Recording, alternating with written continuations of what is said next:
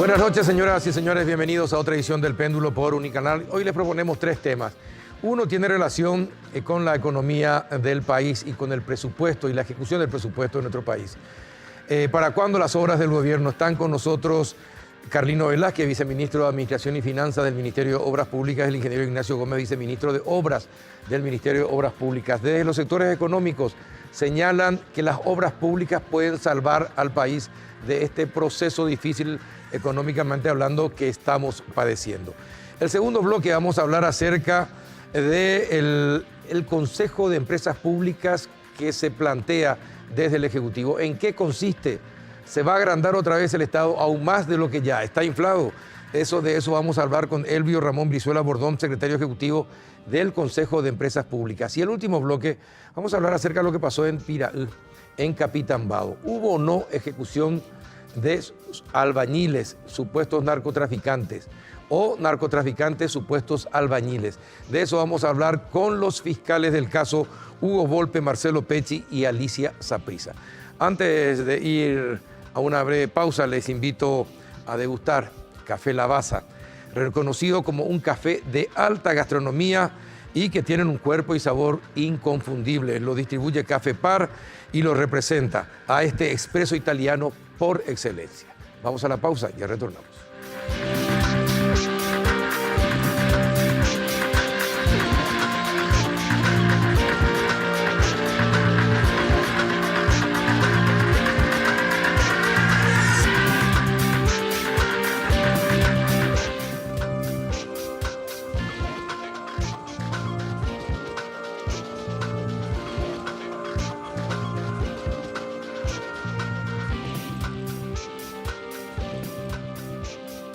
¿Qué tal, don Carlino Velázquez? ¿Cómo anda? Muy buenas noches, don Carlos. Gracias por venir. Muchas gracias por la invitación y bueno, un saludo para la audiencia también. ¿Qué tal, ingeniero Gómez? ¿Cómo anda?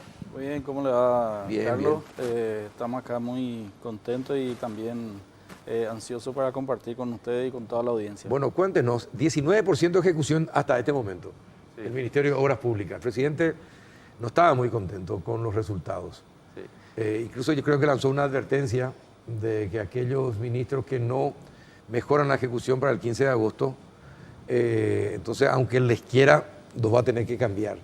Entonces, ¿qué está pasando? Porque les pregunto esto porque, y les invité a ustedes, porque hablaba con referentes del sector económico y todos dicen, este proceso de recesión que estamos viviendo se va a revertir solamente con obras públicas. Y el Ministerio de Obras, el Ministerio de Educación, el Ministerio de Vivienda y Urbanismo son claves para salir de este enlentecimiento económico. ¿Qué pasa con el Ministerio de Obras y las obras públicas? Bueno, hablemos primero de la parte positiva, digamos, de toda esta situación, ¿verdad? Yo creo que esta es la primera vez que no tenemos restricción de recursos. El Ministerio de Obras Públicas tiene toda la disponibilidad de recursos para gastar, para ejecutar estas obras, pero dependemos también de otros jugadores. ¿De quiénes? El Ministerio de Obras Públicas ejecuta, entiéndase por ejecución, el proceso de pago de las obras, ¿cierto? Nosotros pagamos salario normalmente igual que otros, pero en realidad cuando se habla de ejecución se habla del pago de las obras. Y la ejecución se hace por dos razones. Uno, cuando una empresa hace una obra, certifica parte de esa obra y entrega ese certificado a nosotros, nos entrega y nosotros le realizamos el pago. Y la segunda manera es a través de los anticipos que hacemos a una empresa que ha ganado un proceso licitatorio. Por la primera parte estamos súper bien, porque hoy día no tenemos ninguna deuda pendiente con las constructoras, al menos estas deudas que son de... ¿Cuántas obras en ejecución tiene el Ministerio actualmente? El Ministerio tiene hoy día 87 estructuras presupuestarias y tenemos 246 contratos.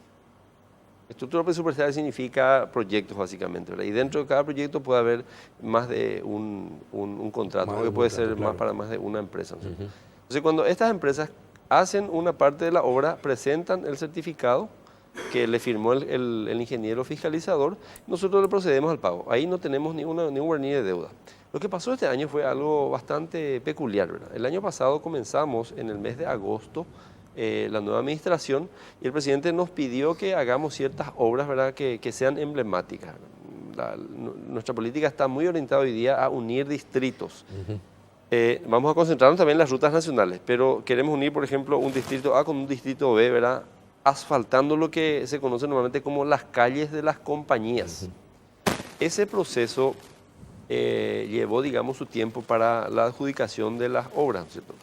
Entonces, comenzamos relativamente lento en el mes de agosto, septiembre, y el mes de diciembre pagamos todas las deudas. El mes de diciembre fue uno de los meses que más se ha ejecutado, que más se ha pagado.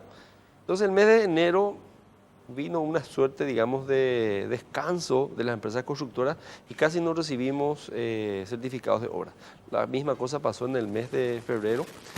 Ya se habían colocado los bonos para ese tiempo también y ya teníamos financiamiento. Entonces, en el mes de marzo reactivamos las obras. Pero en el mes de abril tuvimos otra vez un par de problemas, ¿verdad? Problemas de índole físico, ¿verdad? Estoy hablando para la ejecución de las obras ya contratadas. Tuvimos 2 semanas prácticamente de lluvias, más una semana de Semana Santa, entonces nadie presenta certificados de obras.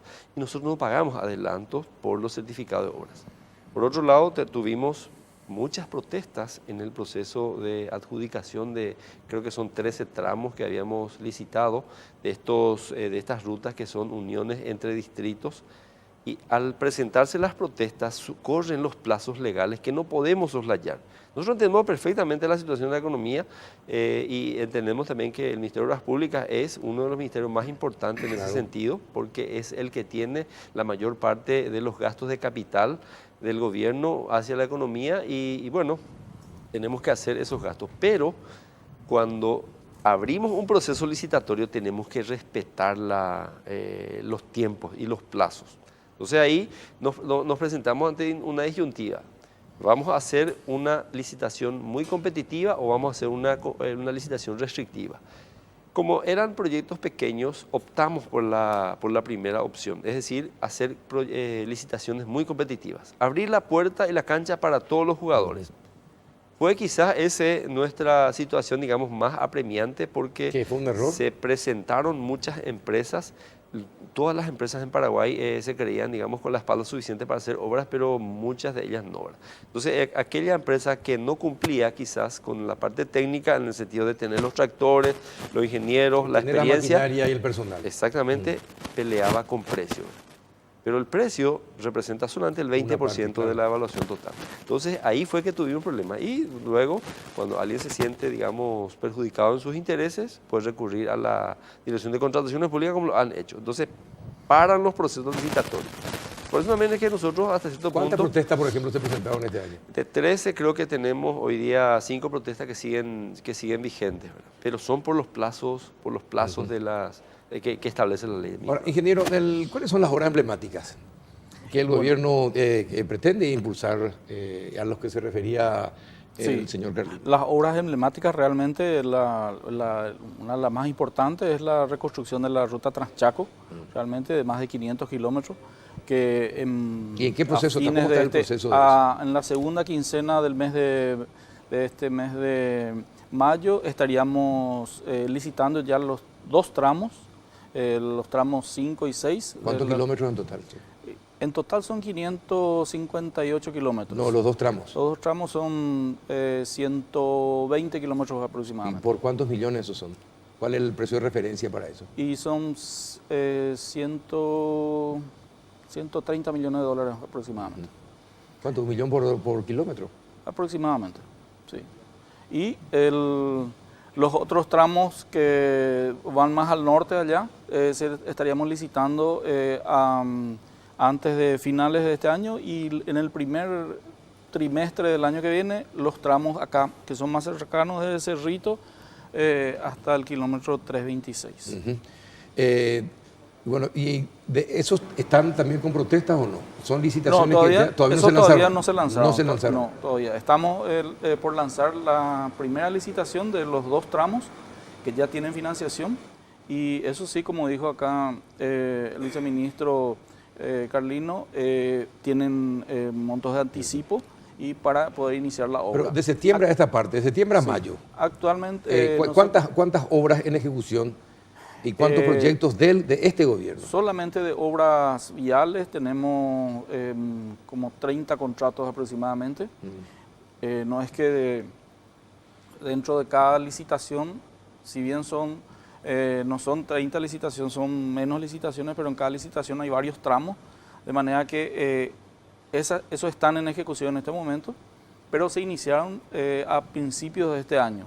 Entonces todavía, digamos, la curva de ejecución y avance de obra todavía no está muy adelantada, pero en los próximos meses se van a juntar con otros llamados a licitación que tenemos ya en vista, son por 480 kilómetros de pavimentación asfáltica entre los meses de mayo y junio.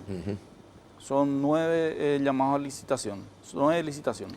¿Este gobierno va a asfaltar toda la Traschaco hasta Bolivia o no? La ruta la Traschaco llega realmente hasta Mariscal Estigarribia. Sí. Y hasta ahí, o sea, Sí. así como mencionó el ingeniero, tenemos 3 proyectos emblemáticos. Uno es unir, digamos, Ciudad del Este con Asunción, doble vía, doble carril. Otro es de Asunción, entonces hasta el centro del Chaco, unir también doble vía. Y luego hacer la T arriba. Sí. Desde Carmelo Peralta hasta Loma Plata y de Loma Plata luego hasta la frontera hacia el lado izquierdo, digamos.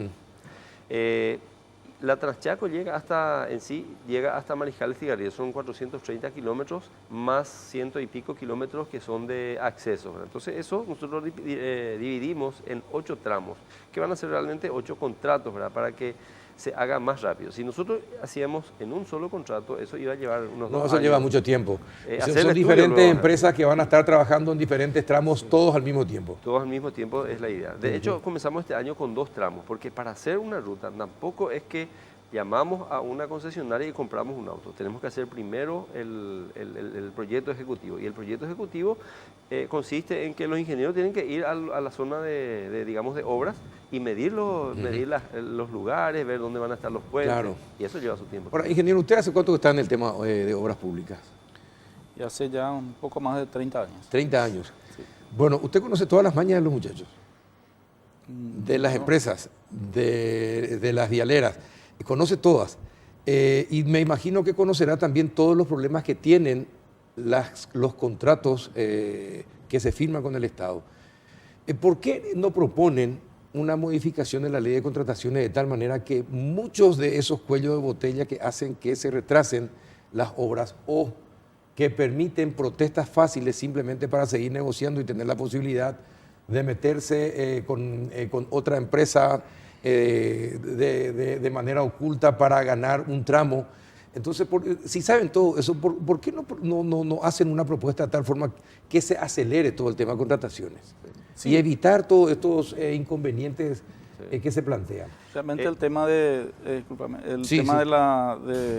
las protestas tiene un sinnúmero de motivos, pero generalmente en casi todos los casos las protestas no prosperan y lo único que hacen es perder tiempo. Hacernos perder Exactamente, tiempo. Sí. Y finalmente el objetivo es tener la ruta primero para que la gente pueda acceder a caminos asfaltados y también para que el desarrollo de la economía de la zona, ¿verdad?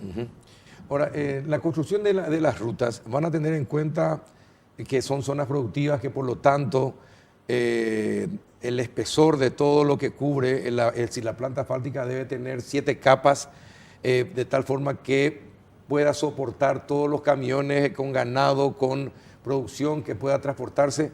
Porque o si no va a pasar lo que pasa con muchas rutas, que a los 2 o 3 meses ya está lleno de baches, como la que pasó con la de Paraguarí y Villarrica, por ejemplo, que 3 meses después de inaugurar ya estaba con baches.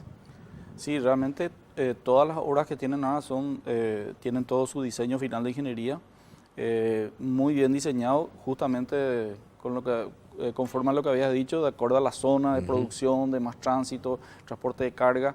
Eso se tuvo muy en cuenta, por ejemplo, en el diseño de la ruta Traschaco, que sí cada vez tiene más tránsito.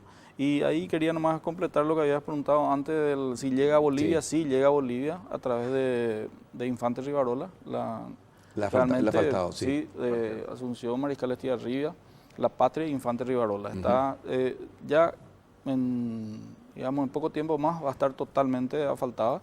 Y también con la reconstrucción de la Traschaco vamos a tener, como vamos a hacer una ruta digamos, al lado de la existente, porque allá en el Chaco es imposible hacer caminos auxiliares. Ahí vamos a tener realmente después con pocos años vamos a tener una autovía, una duplicación de la ruta Transchaco. Aparte, esto que pasó en los últimos días del fallecimiento de 2 chicos indígenas que no pudieron salir de su asentamiento por falta de ruta, no debería ocurrir en Paraguay.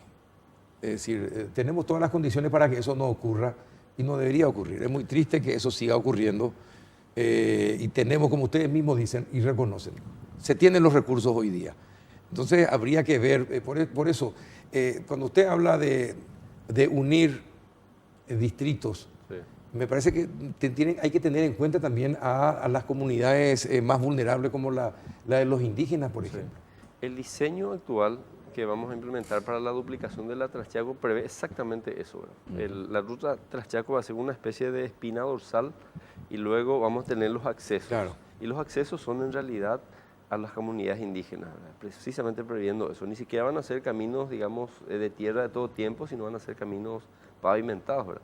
Los detalles técnicos puede explicar mejor el ingeniero, ¿verdad? Pero en realidad tenemos un tipo de pavimentación para las rutas principales, así como dijiste, y otro tipo de pavimentación para los accesos, pero van a ser accesos, digamos, con pavimento asfáltico. Ahora, usted viene del mundo de la economía del Banco Central, conoce lo que es la economía y conoce cuando estamos en un proceso de recesión, sabe perfectamente que las obras públicas son, son como un salvataje importante para el Estado. Por eso es importante que la gente sepa qué es lo que están haciendo. Por ejemplo, este año, si todo va sobre ruedas, ¿cuántas obras se pueden iniciar, por ejemplo, este año? Y ahora mismo tenemos en ejecución de esta administración son 27 contratos más otros 10 y ahora estamos iniciando son 4, 6, 9 llamados, los próximos son 12 licitaciones que van a tener 21 contratos. Es decir, eso es solamente para este semestre. Después, para el segundo semestre, tenemos preparada otra planificación también, y justamente en la línea que dijo acá el viceministro, es de unir comunidades. Con respecto al Chaco, realmente no debería suceder lo que habías dicho. Sí. Con tristeza hemos visto eso que había ocurrido, pero las lluvias que ocurrieron en el Chaco fueron casi sin precedentes. Están inundadas, los caminos están inundados, entonces ni siquiera nuestros equipos pueden acceder para poder reparar esos caminos. Apenas baje el agua, vamos a poner en condiciones. Mire, el Chaco es la riqueza más grande que tiene el Paraguay todavía inexplotada, suficientemente. Me mostraron los videos de los menonitas, cómo llevaban la leche, cómo transportaban la leche, con 2 tractores. Uno delante y otro por el costado para que no se tumbe y para que se mantenga en el camino. No puede ser eso. No debería ser.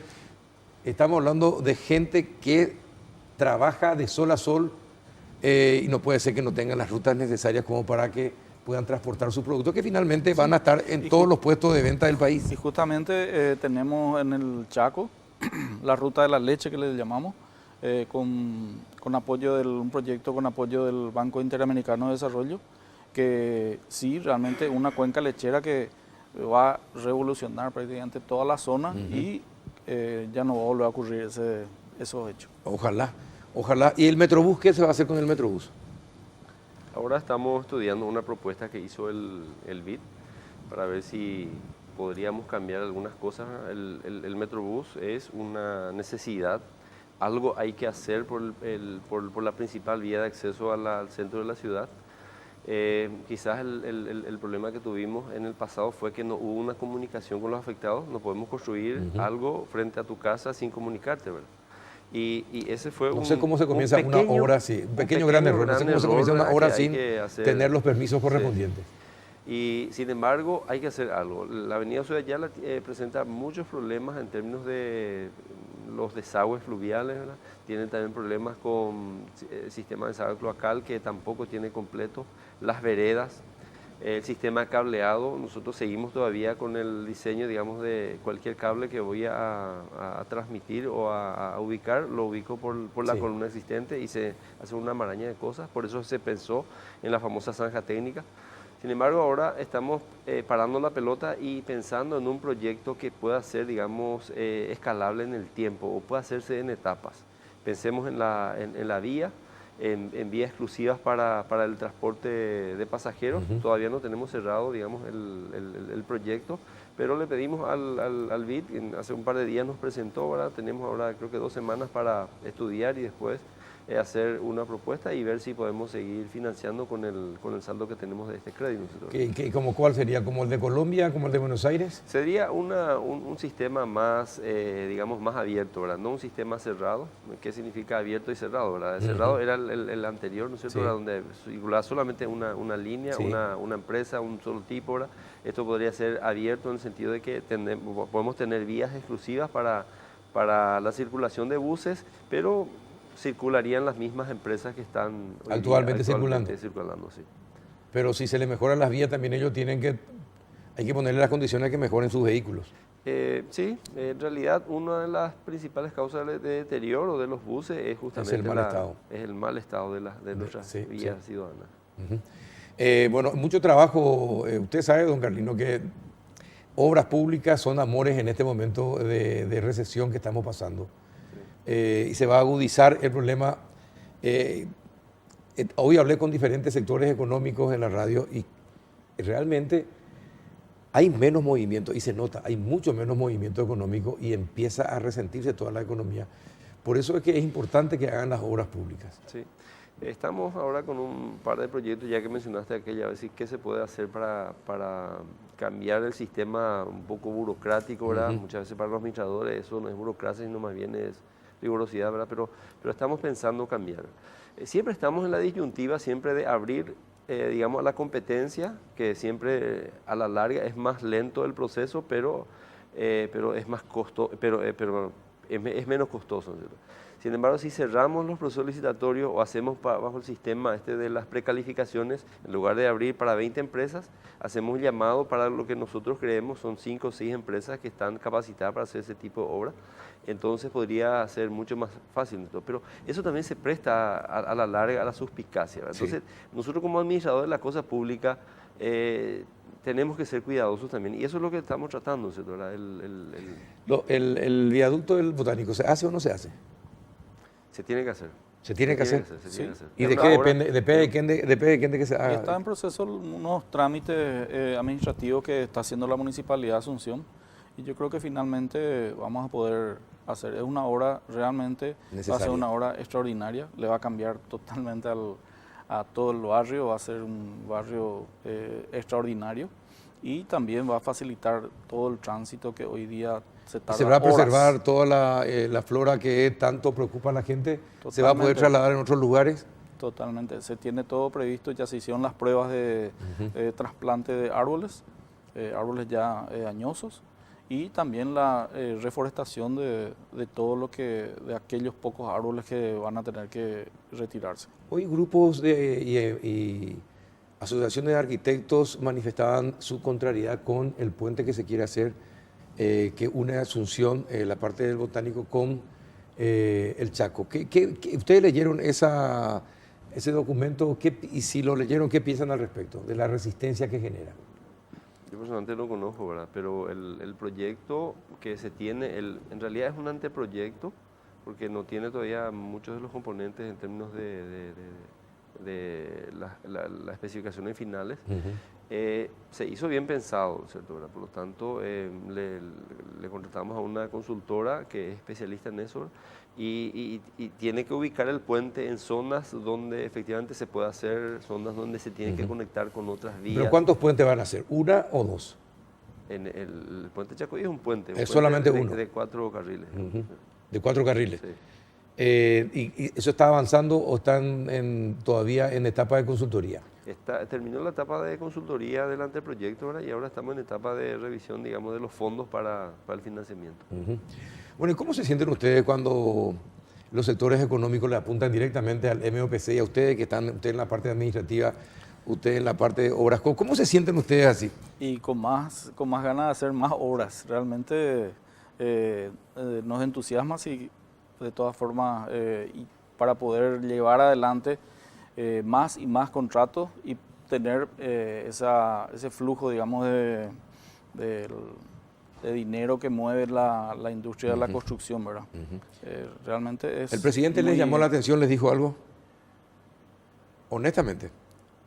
El presidente de la República les dijo algo, les llamó la atención, No, le invitó a un café. El señor ministro nos motivó a que sigamos con todo ese entusiasmo que estamos teniendo y tratar de hacerlo mejor y, por ejemplo, para evitar que hayan protestas, hacer unas buenas evaluaciones, unos buenos pliegos base y condiciones y sobre todo dar mucho énfasis en el control de la obra, nunca dejar de controlar la obra.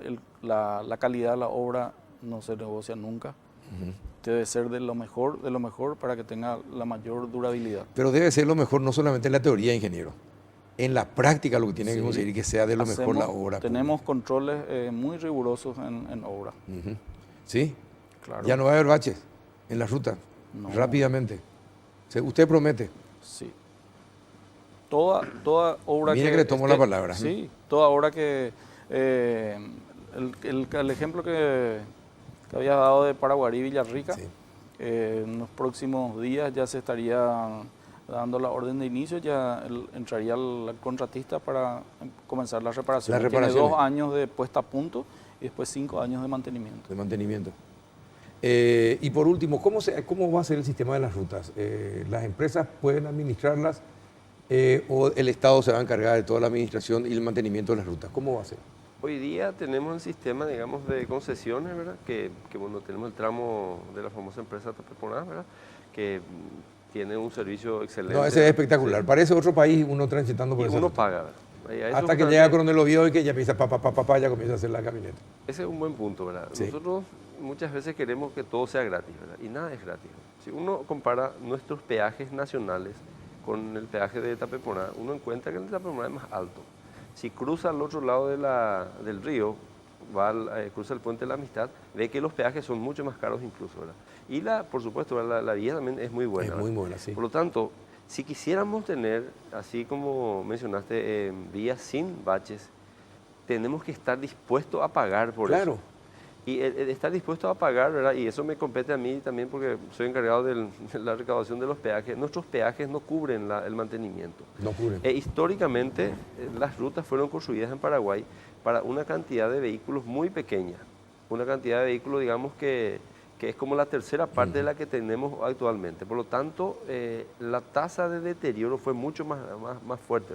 La ruta que mencionaste de Paraguarí a Villarrica es una ruta relativamente nueva. Relativamente nueva, claro. Se hizo mantenimiento, ¿verdad? Porque no teníamos el presupuesto, ¿verdad? La ruta que va de Luque a San Bernardino es una ruta que acabamos prácticamente de inaugurar. Sin embargo, según los ingenieros, ya cumplió su vida útil en términos de necesidad de mantenimiento. En el sentido que ahora ya hay que empezar el mantenimiento y es una ruta nueva, don Sector. Totalmente. No tenemos tampoco presupuesto para eso, recién ahora estamos viéndola. Por lo tanto, nuestras necesidades financieras son grandes. Nosotros tenemos un presupuesto de $400 millones históricamente en promedio para hacer rutas nuevas y mantenerlas. Sin embargo, para el stock de rutas que tenemos y la cantidad de vehículos que están circulando, ese tendría que ser solamente para mantenimiento, no para construir 1 kilómetro más de ruta. Por lo tanto, estamos luego forzando nuestras rutas, por eso el deterioro alto. Ni siquiera es tanto porque no se construyó bien, se construye bien. La mayoría de nuestras rutas fueron financiadas por el BID, por lo tanto son fiscalizadas. Que esté fiscalizada por el BID no significa, no es ninguna garantía. No, digamos 100%, pero la calidad, el día que se inaugura la calidad está buena, pero sobrecirculamos nuestras rutas. Entonces, ese es un detalle también que tenemos que tener en cuenta, ¿verdad? Y eso tiene un costo y tenemos que ser conscientes de que algo tenemos que pagar por ese. ¿Hay menos evasión en los peajes? Estamos implementando sistemas de controles dobles, triples, ¿verdad? Para tratar de evadirlo, digamos. Tratar de evitar las evasiones. Las evasiones, sí. Bueno, señores, les deseo éxito. Éxito porque el éxito de ustedes va a hacer que esta situación económica que padecemos actualmente no sea tan grave. Así que manos a la obra, fuerza Y ya volveremos a hablar en otra oportunidad para ver cómo avanzan las obras, ¿sí? Don Carlino, muchísimas gracias por venir. Ingeniero, también a usted, gracias por venir. Gracias, Carlos. En instantes, otro tema polémico. ¿Qué es el consejo o qué van a hacer los consejos corporativos? Ya nos enteraremos después de la pausa. Ya volvemos.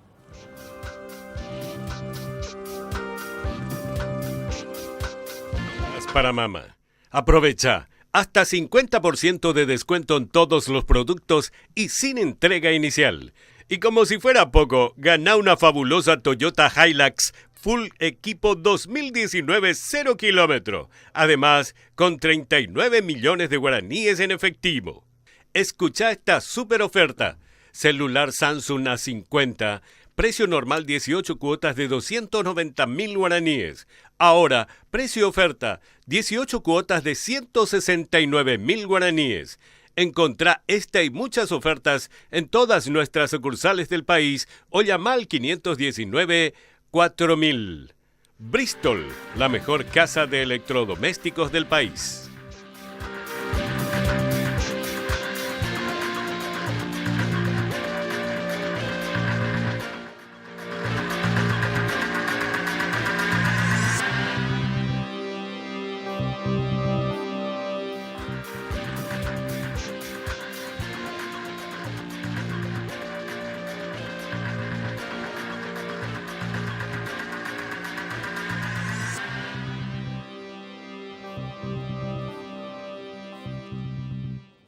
Ya estamos con el economista Elvio Ramón Brizuela Bordón, es secretario ejecutivo del Consejo de Empresas Públicas. ¿Qué tal, don Elvio? ¿Cómo anda? Buenas noches, don Carlos. Gracias por la invitación y creo que un momento oportuno está cayendo esta invitación. No, exactamente, porque se empezó a hablar de este tema del gobierno corporativo. Entonces, ¿qué significa? Porque se habló de eso y ya le cayó mal a mucha gente de entrada, ¿sí? A lo mejor sin saber siquiera en qué consiste todavía. Pero ya empezó a correr de que se va a agrandar el Estado, que van a volver como antes, los viejos consejeros de antes, que solamente estaban para llenarse la faltriquera en los bolsillos. Entonces la gente tiene miedo de eso. A ver si usted nos explica qué es lo que se pretende. ¿Qué es lo que se pretende? La verdad que lamentamos mucho la desinformación que hay. Nosotros en la Dirección General de Empresas Públicas, donde se ha trabajado estos proyectos, estamos totalmente en contra también de lo que la gente maneja como directorio.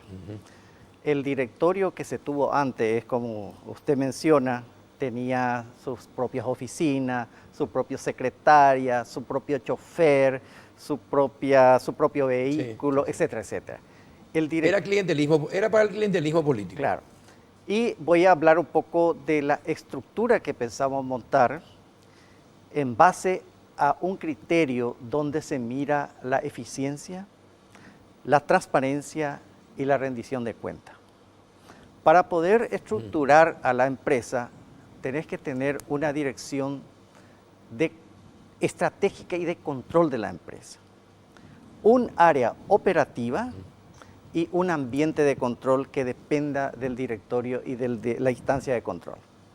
Esa instancia de control y de definición de estrategia es lo que llamamos directorio. Y este directorio se va a constituir la siguiente vez. Sin hablar todavía de cómo va a estar constituido, quiero hablar un poco de cómo va a ser integrado, ¿verdad? Y la función que va a desarrollar. Uno es que hablamos de una cantidad de 3 a 7 miembros, ¿verdad? Donde ellos se van a encargar de la definición estratégica de la empresa y del control. Para ello, la propuesta es que se reúna una vez a la semana durante los primeros 2 años. Pasados los 2 años, se van a reunir 2 veces al mes. Es decir, que no van a tener ya oficina, no van a tener secretaria, no van a tener chofer. Se optimiza la estructura de las empresas públicas. ¿Cuánto por empresas? Hablamos de 3 a 7. De 3 a 7. De 3 a 7. Sí. Sí. Consejeros. Directores, incluyendo al presidente.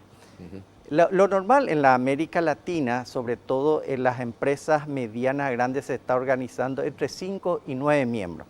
Hay algunas empresas muy grandes como el Canal de Panamá que tiene 11 directores, pero el promedio, digamos, está entre 5 y 9.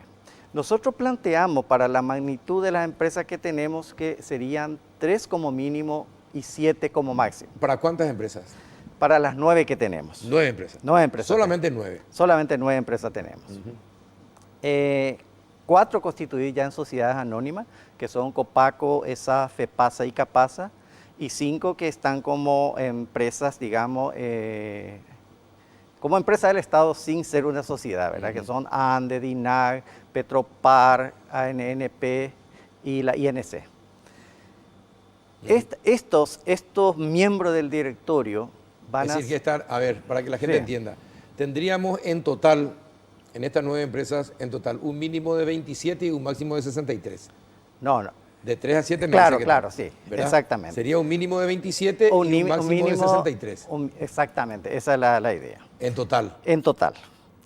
Estos directores van a ser elegidos en base a perfiles que se están elaborando.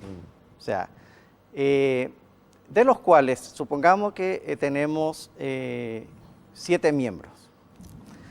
La tercera parte de estos miembros tiene que ser independiente. O sea, ¿Independiente de dónde? ¿De partidos o independiente del sector público? Independiente del sector público. Es decir, ¿serían representantes del sector privado? Serían representantes de la sociedad. De la sociedad civil. De la sociedad civil. ¿Cuál es el objetivo de esto? Es que el directorio sea, digamos, bastante autónomo en su funcionamiento. La idea es que el rol de propietario lo ejerza el consejo. Para que una empresa funcione, tiene que identificarse al propietario. Nuestro rol de propietario en la estructura actual de nuestra empresa pública no es muy visible. O depende del ministerio sectorial, o depende de la procuraduría, etcétera, etcétera. Sin embargo, acá se está definiendo quién va a ejercer el rol de propietario. Y el rol de propietario, al ser propietario, ya elige a quiénes van a ser sus directores. Y el directorio va a tener la potestad de nombrar a su ejecutor, que va a ser el gerente general. La remuneración de estos directorios, como van a reunirse una vez a la semana y más adelante 2 veces al mes, la remuneración no es lo que se estaba hablando hoy día. No es una remuneración que el promedio de la América Latina también para las medianas empresas está en alrededor de los $2.000. Y para las empresas un poco más grandes está en promedio $4.000. O sea que si estamos hablando, nosotros estaríamos más o menos en el medio de ello para nuestras empresas más grandes. ¿Qué pasa y qué va a pasar? Estos directores van a tener la responsabilidad de la empresa, de la dirección y la conducción de la empresa. Correcto. Bueno, ¿qué va a pasar si fracasa un año? Bueno, este modelo... ¿A dónde llega la responsabilidad de ellos? Este modelo aplica una evaluación periódica del directorio anual, se autoevalúa el directorio, le evalúa a su miembro, le evalúa el gerente general a su directorio y la dirección general va a ser el encargado de recoger esta evaluación e informar al propietario, que es el Consejo de Empresas Públicas, para que tome las medidas correctivas si es necesario. Estos directores van a tener sus secretarias, sus secretarios, porque van a querer, pues, el que me trae el maletín, mi chofer también. No es posible. No va a ser posible. No es posible. La estructura de soporte del directorio está pensado en la Secretaría General de la institución, que tiene un apéndice para atender las cuestiones cotidianas de la empresa y un apéndice para atender al directorio. ¿Y qué porcentaje tienen que ser del sector de la sociedad civil? Como mínimo la tercera parte. ¿La tercera parte? Como mínimo la tercera parte, sí. Es decir, que minoría. ¿Pero van a tener derecho a voz y voto o solamente a voz? Derecho a voz y voto. Pero como mínimo, estamos hablando como mínimo, ¿verdad? Sí. Bueno, y tiene que ser, le voy a decir, tiene que ser gente capacitada, de calidad, etcétera, profesionales, con conocimiento de la empresa, del rubro en el que se están metiendo, etcétera, etcétera. Claro, la idea es integrar, digamos, un directorio multiprofesional. Directorio público-privado. Sí, pero multiprofesionales en ese sentido, Carlos. Uno, que por ejemplo tener un analista financiero, tener un analista en el negocio de la empresa, tener un especialista en mercado, etcétera, de acuerdo a la necesidad de la empresa y constituyendo el perfil para integrar el directorio. A eso se apunta. ¿En qué países se aplica esto? Por ejemplo, de experiencia de dónde. Verá, acá bien cercano le tenemos a Chile, donde la SED tiene un organismo igual a lo que nosotros queremos implementar, FONAFE Perú, que son los dos países más que están más desarrollados, digamos, en esa estructura. Brasil está avanzando en esta línea y después los países más desarrollados Y ahora están... que viene Bolsonaro, ¿qué cree que va a pasar? Y está dando fuerte impulso al modelo. Al sí, modelo. está dando fuerte impulso al modelo. Inclusive más radical en la integración de los consejos y todo. Bueno, ¿y cómo va a evitar la corrupción? Que es algo cultural en el paraguayo. Bueno, le hablé de que esta estructura implementa la instancia de control. Las auditorías, hoy día en nuestro sistema actual, las auditorías internas dependen del que está haciendo los contratos, Exacto. etcétera, etcétera. Sí, sí, sí. Esta estructura tiene sus auditorías internas, pero ya depende del directorio, que no está metido en las cuestiones cotidianas ni en los contratos. A través de esta auditoría, ellos están controlando en tiempo real la cuestión operativa, que está a cargo del gerente general o del presidente ejecutivo. Y bueno, ¿cuál es la responsabilidad que va a tener el directorio? ¿Hasta dónde llega la responsabilidad del directorio? Va a aprobar los planes estratégicos, ¿verdad? En base a los planes estratégicos va a aprobar los presupuestos, va a tener la responsabilidad y la facultad de remover al gerente general, porque hay una cadena de rendición de cuentas. El gerente general rinde cuenta al directorio. El directorio responde al Consejo Nacional de Empresas Públicas que actúa como propietario y el Consejo ante la sociedad sobre ¿Y esas el presidente empresas. quién va a ser del directorio? La persona que se elija que se propone el presidente ¿Va a ser alguien propuesto por el presidente de la República? se va a nombrar a propuesta del Consejo Nacional de Empresas Públicas por el presidente. Por el presidente. Por el presidente. Ajá. Sí. Bueno, interesante. Es un modelo muy interesante, don Carlos. Es muy similar a lo que hoy en día es el Fondo de la Excelencia, por ejemplo. Exactamente, el Banco Nacional de Fomento también está bastante profesionalizado, su directorio, las funciones son parecidas, pero nosotros queremos ir un poco más allá de lo que se logró en el Banco Nacional de Fomento. Porque no merecemos empresas eficientes, no merecemos empresas transparentes y sobre todo muy eficientes.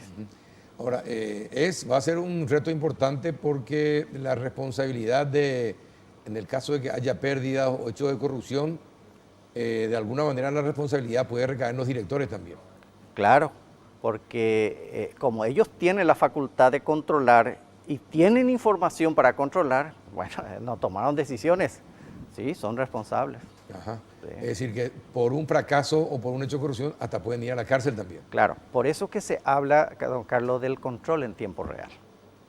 No ya después de las auditorías anuales, no, en tiempo real se tiene que recibir. Por eso se establecen los comités de auditoría dentro del directorio. Por eso se habla de 3 miembros, para que haya un comité en los directorios. Ahora, don Elvio, sí hay un problema que tiene el Estado paraguayo que es su excesiva burocracia. Sí. ¿Verdad? Ni el directorio más capacitado puede con la burocracia. El gobierno tiene que presentar proyectos de leyes que hagan menos burocrático todo el proceso de los directores para hacer las tareas, porque de lo contrario se pierde. En el bloque anterior nomás, usted escuchó lo que estaban diciendo los representantes del Ministerio de Obras Públicas, ¿verdad? La excesiva burocracia frena todos los proyectos, acelerar los proyectos. Acá, digamos, el diseño legal que tenemos está apuntado a querer controlar, ¿verdad? Pero indudablemente no ha logrado controlar como se quiere. Acá lo que nosotros pretendemos darle bastante autonomía, con este proyecto, bastante autonomía a las empresas para que sean eficientes. Pero con un mecanismo de control, porque vas a tener, como le dije en el director, vas a tener la gente capacitada para detectar las desviaciones y corregirle, porque ellos son responsables del gerente que ha nombrado. Entonces hay una responsabilidad bien clara y determinada. Claro, y sobre todo que hay trazabilidad en la responsabilidad. Bueno, y cuando este es algo, ya está el proyecto hecho. Está el proyecto, fue presentado por el gobierno al Congreso Nacional. Indudablemente que esto es una revolución. Hablaron ya con los parlamentarios cuando presentaron el proyecto. Ya hablamos con algunos parlamentarios. ¿Y cuál fue la impresión?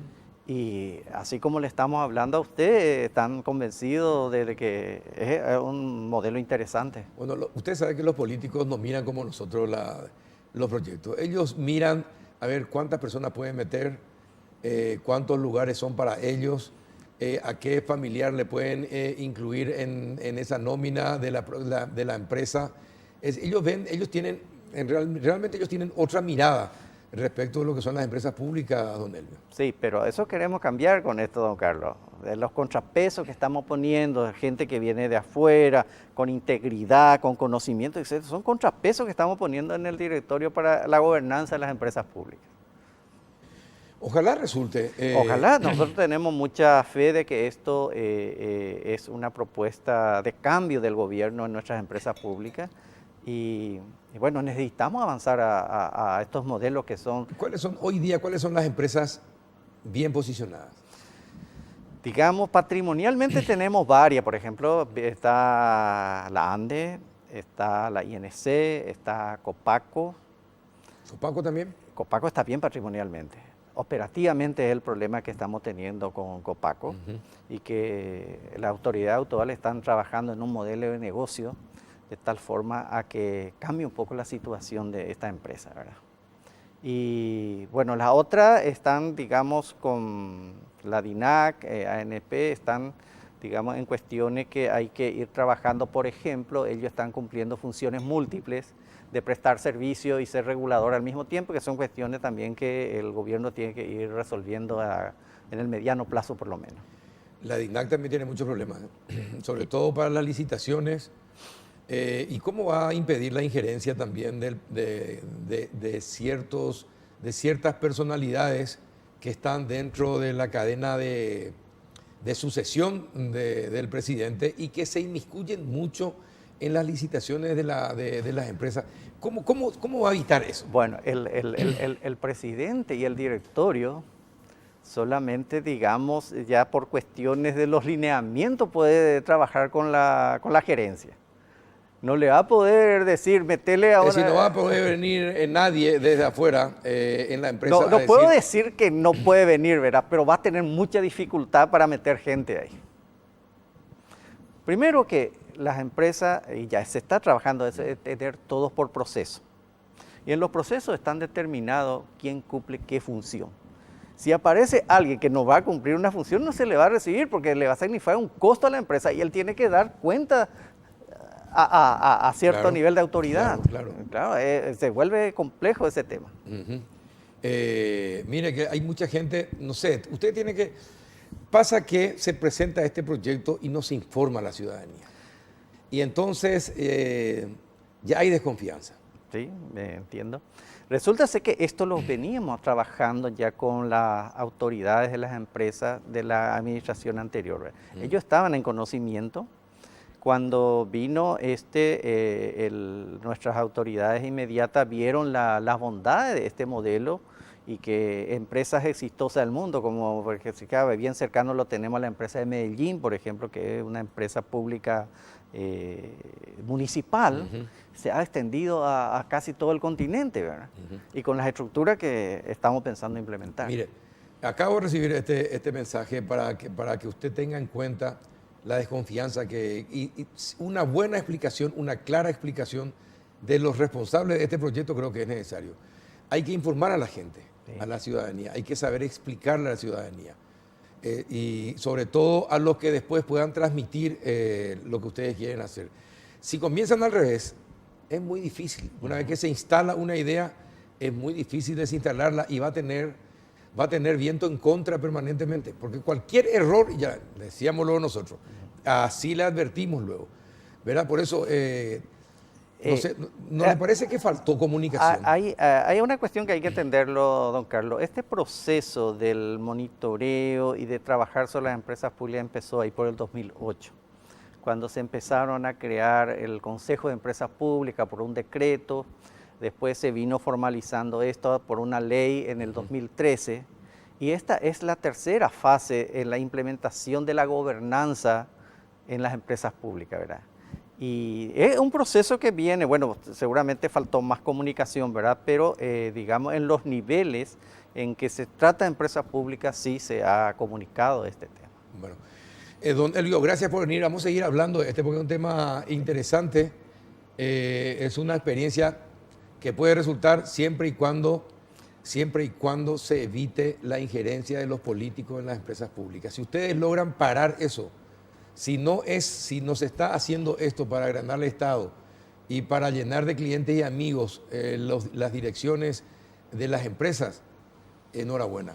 Pero si es así, la gente lo va a repudiar. Bueno, es responsabilidad de todos nosotros que funcione, don Carlos, no solamente nuestra, ¿verdad? Nosotros somos los impulsores del modelo, pero quien debe cuidar el modelo está la ciudadanía toda. No, porque que nosotros vamos a controlar. Porque esto implica rendición de cuentas anuales. Eso es sí o sí. Cada responsable de estas empresas públicas cada año va a sentarse ante la ciudadanía y rendir cuentas. Perfecto. Ojalá sea así. Don Elio, gracias por venir a explicar. Vamos a seguir charlando de esto porque es muy importante. Gracias, don Carlos. A la vuelta de la pausa vamos a hablar acerca de lo que pasó en Capitambado. ¿Hubo o no ejecución policial de supuestos narcos que eran albañiles o de supuestos albañiles que en realidad eran narcos? Vamos a tratar de develarlo a la vuelta de la pausa. Llegaron a Bristol las super ofertas para mamá. Aprovecha hasta 50% de descuento en todos los productos y sin entrega inicial.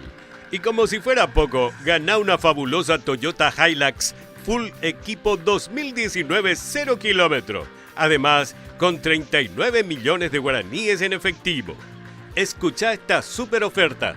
Heladera Midea de 300 litros, 2 puertas. Precio normal 18 cuotas de 165.000 guaraníes. Ahora, precio oferta 18 cuotas de 119.000 guaraníes. Encontrá esta y muchas ofertas en todas nuestras sucursales del país o llama al 519 4000. Bristol, la mejor casa de electrodomésticos del país.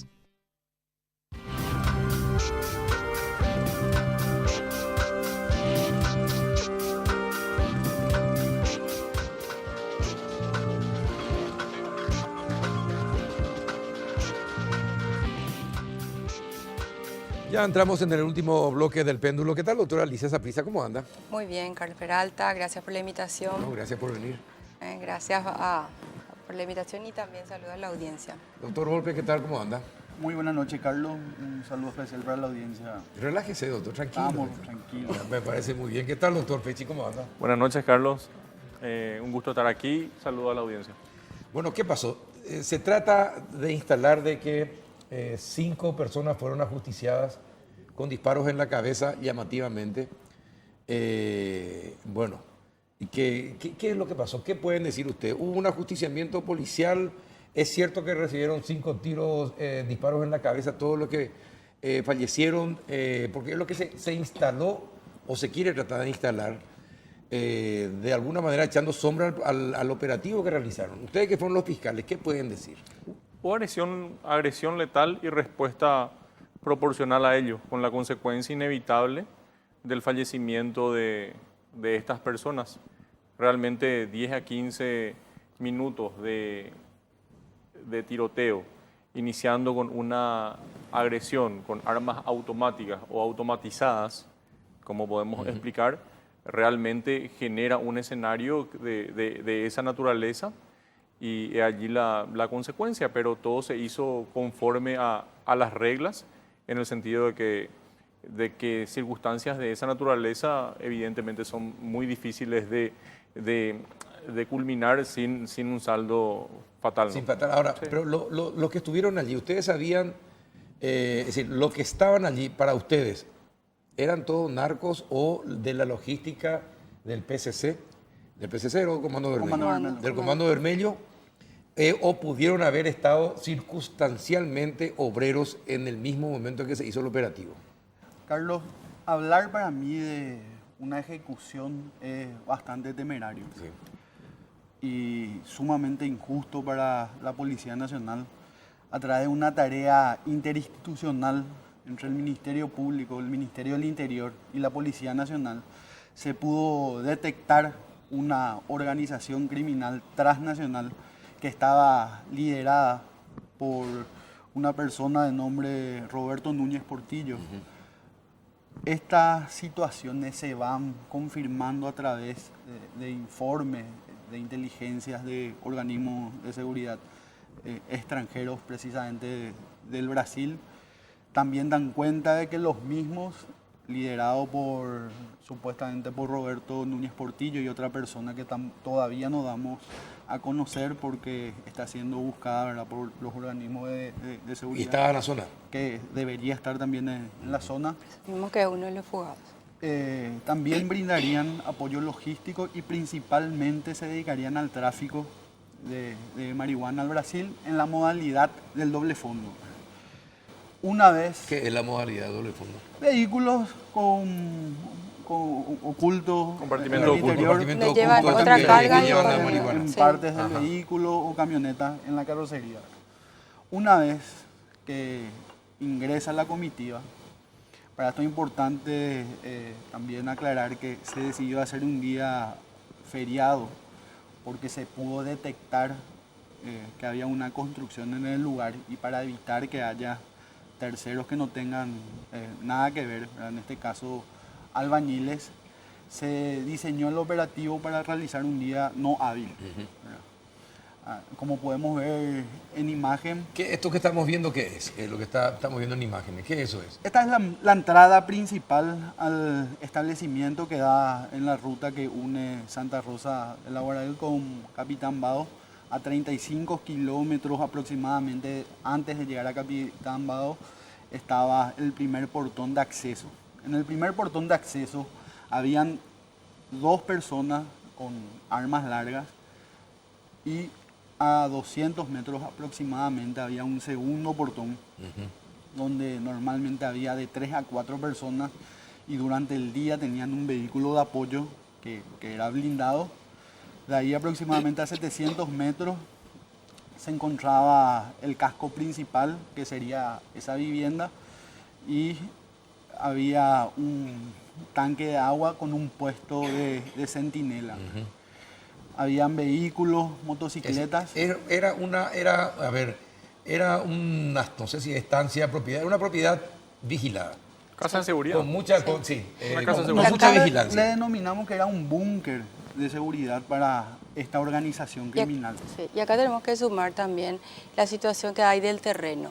Si bien desde la ruta hasta donde estaba la casa y luego la construcción, hablamos casi un poco más de 1 kilómetro de distancia, desde la ruta no se veía, por el que es una zona medio de serranía, entonces no se veía la construcción. Pues nosotros teníamos una visión solamente desde hasta el segundo puesto donde se veía que estaba eso controlado. Entonces el trabajo de inteligencia que se hizo antes de realizar el operativo para nosotros fue muy importante porque se pudo ver que realmente usaban, por ejemplo, ¿Cuánto el tiempo de tanque. trabajo de inteligencia tuvieron? Un mes un mes. aproximadamente. Un mes aproximadamente. Sí. De vigilancia arduo constante. trabajo Sí. de inteligencia, ¿verdad? No vamos a detallar exactamente No. cómo tuvimos ni qué Sí. trabajos se hicieron, ¿verdad?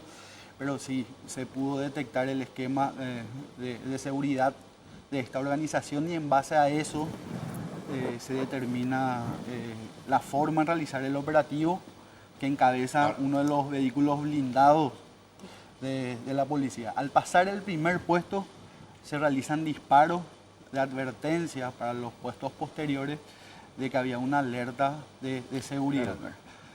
El disparo lo realizan ellos, Lo realizan avisando, ellos, claro, claro. avisando, claro, sí. Al llegar al puesto principal, al casco principal, reciben 9 impactos de bala el vehículo táctico de la Policía Nacional, que tiene la capacidad de repeler cualquier ataque desde el interior, ¿verdad?, del vehículo blindado, porque a la pregunta de cómo que no va a haber ni un efectivo de policía herido, esa es la razón. Estaban todos. Estaban en el Claro. interior En del el vehículo interior del blindado, que tiene una capacidad de reacción. ¿Cuántos vehículos desde blindados dentro. llevaron?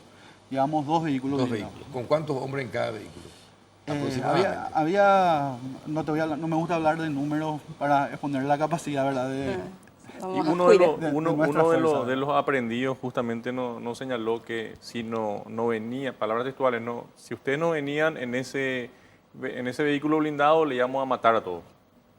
Como resaltando que se entró con todas las previsiones Claro. y que ellos tenían un poder de fuego muy importante. ¿No?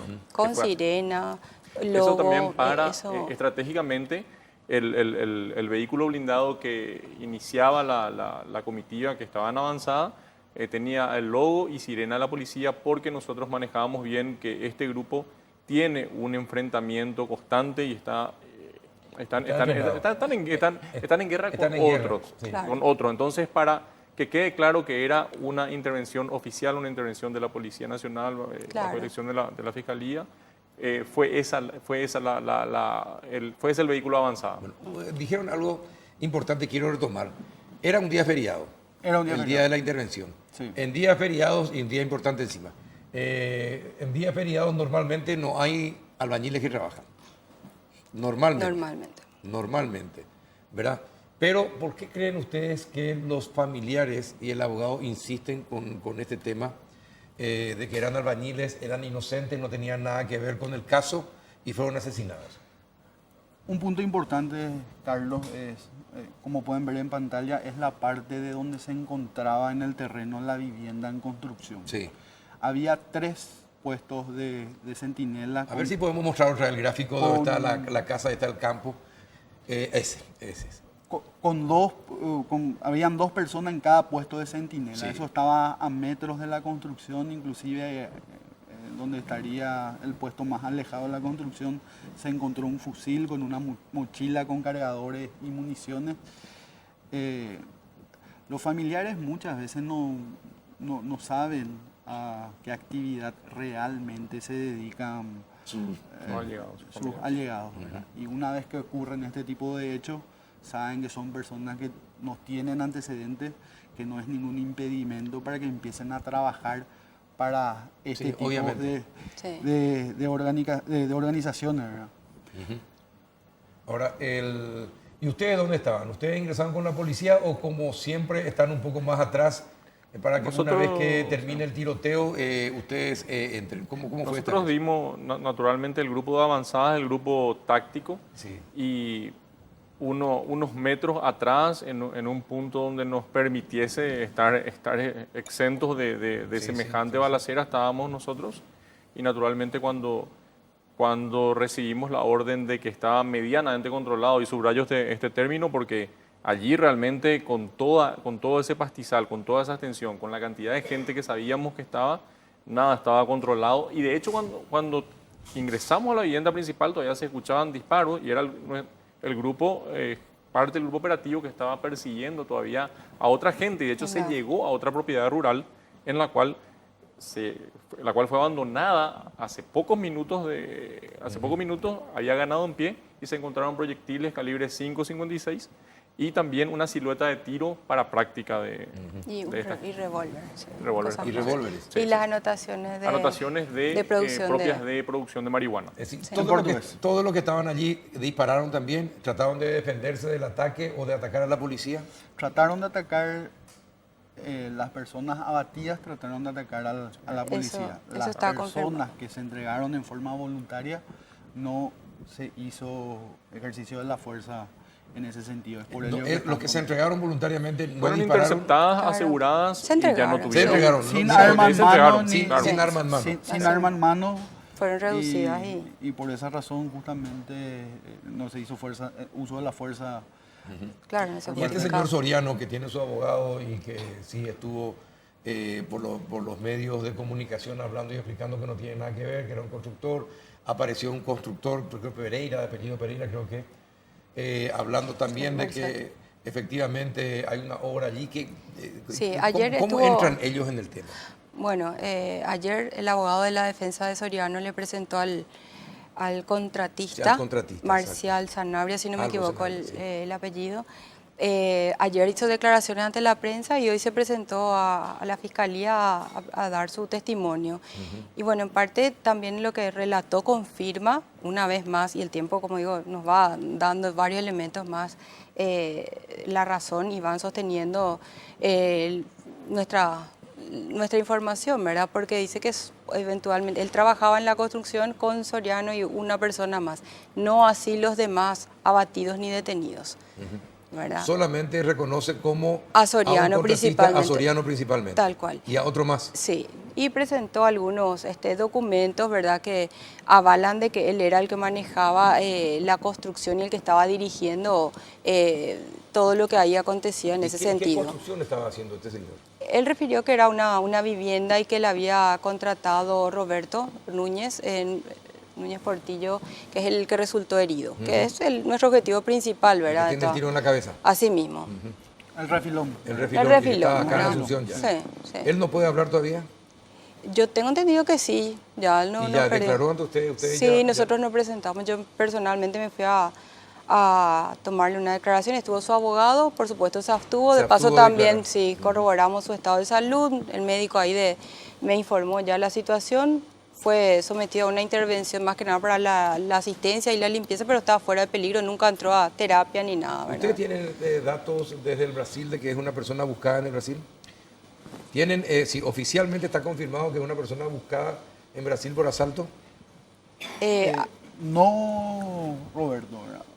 Rubén Portillo creo que era el nombre de alias Comando. Pero Rubén. con respecto a Roberto, hay información, eso hay que destacar también, hay información pero de con, inteligencia. con relación al también. asalto, uno de los abatidos había participado en un asalto a una O sea, entidad prácticamente financiera. está... Zapucaya. En Sí. Coronel Zapucaya. Con Coronel Con relación a Zapucaya, sí. Rubén Portillo, se le tiene como, al igual que la información que manejábamos nosotros con los organismos de seguridad, como cabeza de una organización criminal que se dedicaría supuestamente al tráfico de marihuana a Río de Janeiro y también de armas. ¿verdad? Sí, pero no... Lo que principalmente manejamos que era un brazo logístico Sí. del Comando Bermelo y la producción era exclusividad Para para proveer al ¿Encontraron Comando drogas Bermelo. ahí en el lugar? Se Sí. encontraron y se encontró también ¿Cuántas drogas?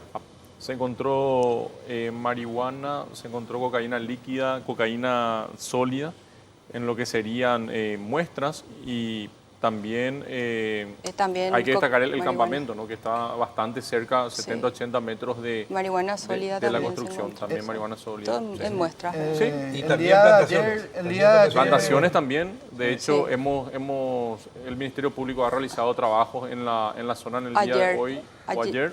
el día de ayer el agente ayer. fiscal De Pedro Juan. de Pedro Juan Gallero, Armando Cantero, realizó en la misma zona Los mismos un puntos operativo de corte referencia, sí. que tuvo como resultado la destrucción de 8,5 hectáreas de plantaciones de supuesta marihuana en etapa de crecimiento, 350 kilos de marihuana picada que estaban distribuidas en 17 bolsas, 50 kilos de semillas de marihuana, 7 kilos de marihuana prensada distribuida en 6 panes y destruyeron también 8 campamentos precarios y varios elementos. Eso es Todo el que se escenario de encontraban. dominio donde estaba esta gente y hacia dónde se fugó. Sí. O sea, claramente confirmamos que es un grupo que tiene entre sus actividades la tenencia y comercialización de drogas. Supongamos, le voy a hacer una pregunta, es una suposición. ¿Se puede dar el caso de que ustedes hagan un operativo, así como lo hicieron? Y está la gente que le disparó, se hace el enfrentamiento, encuentran la marihuana, pero hay gente que no sabía nada de eso y que estaba en el lugar. Es sumamente difícil. Es sumamente difícil. Es Eso difícil. sí, pues, Como podrán ver, las personas que estuvieron trabajando en la construcción no podían no tener conocimiento ni verle a los puestos de centinela donde normalmente habían 2 personas con armas largas y cada cierto tiempo había una de las camionetas de la estancia hacía un recorrido por todos los puestos de guardia para hacer los relevos. O sea, sería sumamente difícil no saber O sea, el todo estaba movimiento a la vista. ni qué en el ocurría caso porque de estaba a la Soriano vista. también. Ujú. Por eso, y Soriano, él vivía en el casco principal donde también estaba vivía el el- jefe. que no sepa Y a ahí qué se dedicaban todos. encontramos la droga. Ahí estaba Soriano a la- posiblemente vayamos descartando o con los elementos de prueba que vamos recolectando, pudo haber estado trabajando en el lugar. Él se entrega voluntariamente, él no busca enfrentarse a los organismos de seguridad, pero no puede desconocer lo que estuvo pasando en el lugar, ¿verdad? Y quiera o no, eso también implica una responsabilidad penal para el mismo. Hay distintos tipos de conducta, Carlos. Yo entiendo eso, pero les pregunto, un albañil, supongamos que esté trabajando, un albañil, y que le pagan, ¿cómo va a contar lo que ve? Le sacan la cabeza. Si no es la policía la que le detiene, probablemente los propios, no sé, me da la impresión de que los propios narcos le pueden matar. Le contratan y dicen, pero vos, guay de vos, si algo contás de lo que pasa acá. ¿No le parece lógico? Sí, es lógico, Pero- pero también me parece lógico que en esas circunstancias deje de acudir a ese lugar de trabajo. Tiene la Y creo que capacidad de tiene decidir. la Sí. capacidad Claro. de decidir en ese Sí, sentido. Claro, eso es lo que nosotros decimos, ¿verdad? Pero hay que estar en la piel de cada uno de ellos para saber por qué toman la decisión que toman. Es que No sabemos tampoco sus circunstancias personales. Es decir, Claro, es que- simplemente estoy conjeturando si pudiera estar alguien que no tenía nada que ver en el grupo. ¿Ustedes no creen posible? A nivel de sospecha suficiente que no tenía nada que ver, no. No. Ahora las conductas iremos definiendo luego, Claro. porque ahora estamos en etapa también de tomar las testificales. Habrá gente que pudo entregarse voluntariamente, otra que fue interceptada y no pudo reaccionar, otra que directamente reaccionó. Y son las personas abatidas que, entre paréntesis, dispararon según las pruebas de nitrato. residuos que da positivo al disparo de arma de fuego y también al informe balístico parcial de las armas Sí. que nos señalan que Le dispararon. pregunto a ustedes, porque estuve hablando con el doctor Lemire esta mañana en la radio, es decir, ustedes no pidieron la autopsia de ninguno de los cuerpos, solamente la inspección. Nosotros convocamos al fiscal de turno, que es el colega Cáceres, que se constituyó con la médica forense ahí de la zona. En principio ya nos dice que iba a trasladar para hacer la inspección, luego decide hacerlo ahí en el lugar que, vamos a hablar era una zona agreste y bastante extensa, decide ahí hacer la inspección y luego se hace el traslado para la posterior entrega a familiares. Eso lo hace el colega y después nos envían el informe. Cuando tenemos una causa ya comprobada, ¿verdad?, de muerte, en este caso generalmente no se hace autopsia. Ahora sí, si se levantó o no, si hubo alguna falencia, bueno, ahí tendríamos que ver si... Claro, si otra hace- posibilidad de la autopsia normalmente, que valga la reiteración, debe pedir el fiscal interviniente que actúa con el médico forense, es, por ejemplo, si los proyectiles quedaron en el cuerpo, no superficialmente, sino en forma profunda, entonces sí se puede para preservar esos proyectiles. Esa es otra posibilidad de la autopsia. Pero en este caso, respecto de la causa de la muerte, entendemos, según el informe, que está muy clara la causa, ¿no? Claro. Bueno, ustedes juran y rejuran que no hubo ningún tipo de ejecución policial. así No como tenemos ningún indicador al respecto. No tienen No, indicadores. no tenemos ningún, todo lo contrario. Al contrario, se están confirmando a medida que vamos teniendo el resultado de las pruebas técnicas de que los abatidos ofrecieron resistencia, Sí. realizaron disparos de arma de fuego y producto de eso fue el enfrentamiento. Por Le eso me pregunto también. parece bastante temerario y criminalizar la lucha contra el crimen organizado y victimizarle a los criminales. Y Carlos, por Eso- último, sobre el punto hay que tener mucho cuidado en analizar superficialmente los disparos en la cabeza y los disparos en la espalda. En un escenario, No, y eso la lógico, en un gente escenario de guerra. puede- no. los expertos te pueden dar dispara, cuenta de después eso. se corre y se claro, corre, Claro. claro. Date la vuelta y no, claro, para que yo te dispare de Sí. frente. O no va a esperar que Entiendo. se dé la vuelta justo No, cuando claro, está... claro, no. Es muy- Eso está muy claro. Esta información que va surgiendo y que se quiso instalar, ¿ustedes sospecharían que forma parte de una interna policial o no? Yo creo que no. ¿Seguro? Yo estoy bastante seguro.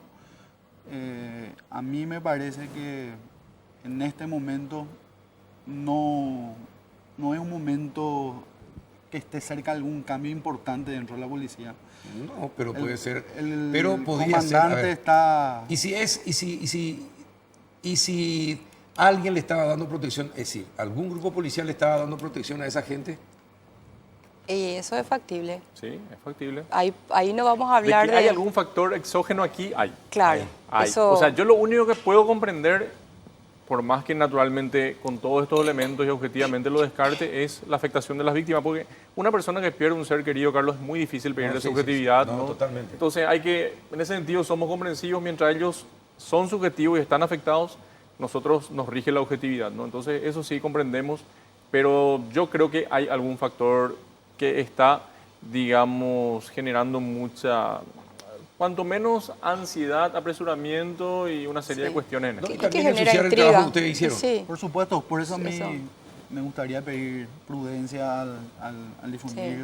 las informaciones, esperar el resultado de las pericias técnicas que son las que van a ir Sí. confirmando o descartando las hipótesis que venimos Claro. manejando. Estamos en ¿cuántos? 7 días del Sí, 7 días. procedimiento. Sí, 7 días. Y el plazo normal de investigación es de 6 meses. En causa compleja como esta podría incluso duplicarse. Prorrogarse. Y estamos ya prácticamente en un escenario de juicio oral, donde Donde se día a están día se están cuestionando, produciendo sí. pruebas. O sea, es realmente todo muy apresurado y estamos simplemente a la comprensión en ese sentido. Ustedes que participaron en el operativo, estuvieron ahí en el lugar de los hechos. ¿La prensa está informando mal? ¿Hay prensa que está informando mal? ¿Ustedes creen que están tratando de condicionar la opinión de la gente? Ustedes que estuvieron ahí y saben cómo fueron las cosas. ¿Ustedes creen que hay prensa cierta prensa que está, no sé si desinformar es la palabra exacta, pero no contando todo lo que pasó?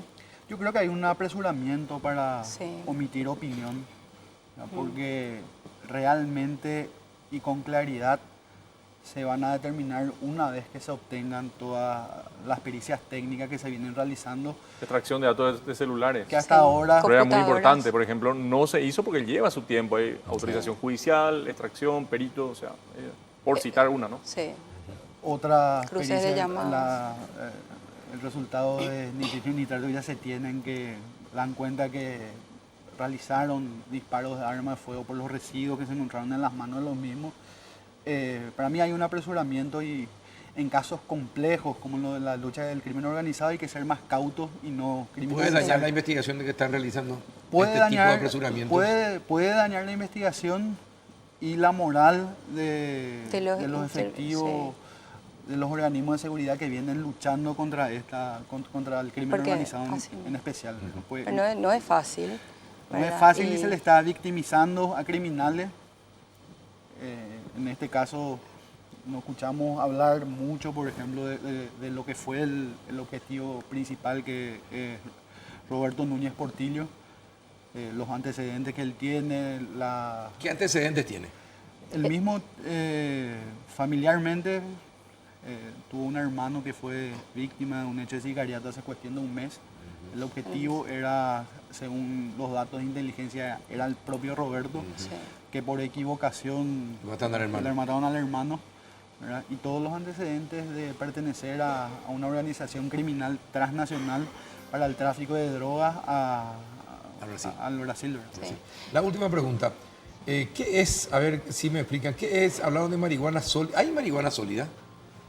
Es No, la prensa. En la prensa, usted a eso le llaman marihuana. Sí, la la sólida. prensa. Es lo que le llamaron. Y hay- Ahora hay una marihuana marroquí, ¿verdad? Que tiene un procesamiento diferente, que es en polvo, que se utiliza principalmente para la remisión a Europa por el tiempo de 3 a 4 meses en que tardan los barcos en llegar.